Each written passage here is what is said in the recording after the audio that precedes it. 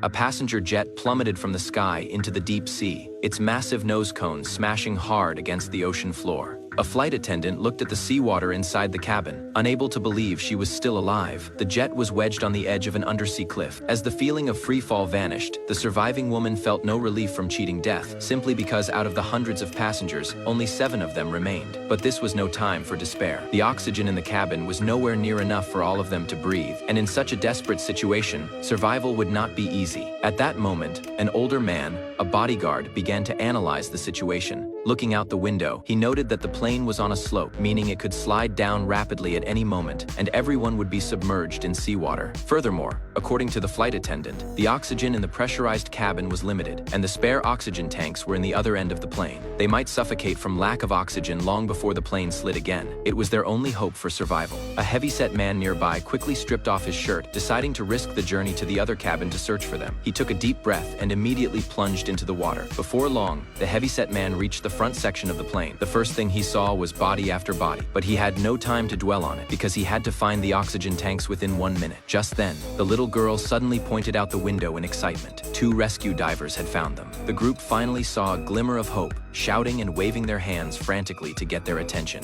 Watching the divers get closer, they thought they were finally saved. But the next second, the woman's face suddenly changed. Behind the divers, a shark was slowly approaching. The diver, sensing something was off, turned to look but saw nothing unusual and gave an oak sign. But in the next instant, a multi-ton shark dragged him into the water. The group watched, horrified, as the diver was killed in the shark's jaws. Listening to the sounds of tearing and struggling from outside, the 6 of them were gripped by terror. As the water level in the cabin continued to rise, the woman decided to make a final, desperate attempt. She then pulled out a travel bag containing 4 sets of scuba gear.